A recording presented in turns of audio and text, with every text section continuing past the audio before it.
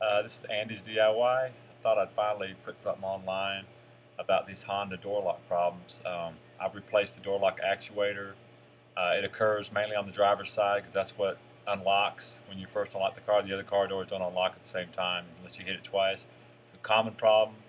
You'll see it through the Honda Civics and these cars and probably the other, maybe even the Cores from 98 to 2001. But you'll hit your door lock and it'll want to come halfway up and you can't even pull it up, like there's something in the way. And what I found, somebody mentioned a spring online, and sure enough, I went into the door and there's a spring that was missing. So this spring will fix your problem. If that spring is in place, and I'll show you that here in a minute on some pictures, then it is going to be the actuator. But more than likely, the spring is broken off from use, just needs to be replaced, and it's about a $5 fix. If you can, and I'll show you how to make your own spring. Alright, so as a recap of the video show taking these door panels off, I've already taken this off here, but you have a little clip here with a little plastic screw that comes out, that pulls out, you can see how that expands. And Phillips heads, one here, here, you've got one that holds this handle in here, and this thing pulls forward and out. You can see how the clips are, so don't pull straight out on it. There's also a little retaining clip here that grabs a hold of this rod that actuates the door handle. So what I do is I lean it out like this, and I take a small little pick, and I'll pick that clip loose.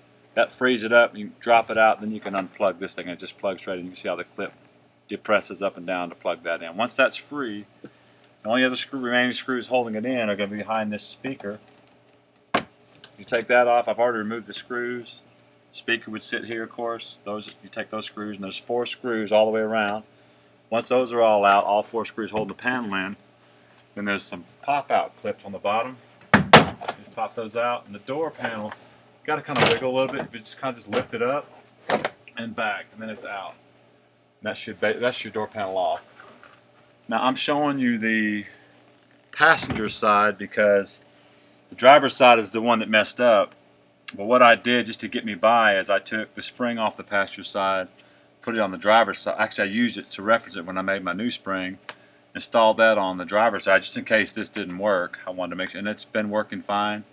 But I wanted to show you what it looked like after I did it. So I don't know how y'all's cars are, but this stuff is a mess. This is the original gluing stuff that comes on, and it gets real sticky and gets all over everything, and it's really a pain. So I try to touch it the least amount as possible. You'll need to take these screws out of here, and then that'll allow you just to kind of gently work this off. I tried to patch up some places where this stuff tore just to try to seal some of the plastic back, but it's a mess to deal with. Alright, so I've taken this off, and this is what mine looks like. Again, I'm assuming this is how it was original, but it's a mess. So I try to touch it the least amount possible. What you'll need to do next is, if you even want to remove this handle, I've done it with it intact. There's 2 screws, and I'm going to show I'm going to post some pictures online that show this in a little bit more detail. But there's 2 screws up in here. You can access one of the screws to remove the door handle itself if you want to pull the whole mechanism out. Let's say you have a broken rod that goes to your actuator. You can get through one of the holes through the bolts to this hole. The other one's over here. And I believe they're 10 millimeter. I don't know exactly for sure because I'm not going to pull it out, but I have had it out, the other one out. But once you undo those, then it'll free up this thing. And this handle pushes forward, and then you can kind of twist it over and flip it, and you can work it out as you undo it. But to undo the actual mechanism, there's these screws on the side. There's 3 of them. You'll undo all 3 of these screws, and after you get that unscrewed, you're going to want to undo this screw. And what this does, this screw here holds in, there's a metal track that allows the window, it's a guide for the glass that the window comes down that the rubber rides in. And you'll undo this track, and it's in pieces, and I'll show you pictures of that too. When you undo this, you just kind of pull on it, and it'll slide, the track will slide off the rubber piece, and then that allows you to get it out of the way so you can get the mechanism out. Okay, so I've taken off this screw back here. I've taken these 3 out, which has got this loose now. I've taken this screw out, which loosens up the track, and I will pull that out so you can see that. Because you don't need to take this all the way out to change the spring.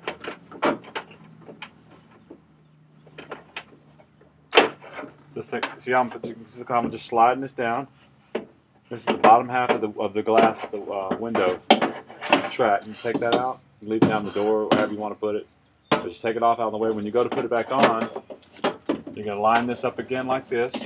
You can see how it lines up in that You just kind of thread it through, and you just kind of work it back up, and you can see where it lines up inside this little hole here. But you got to get this out of your way in order to get your piece out.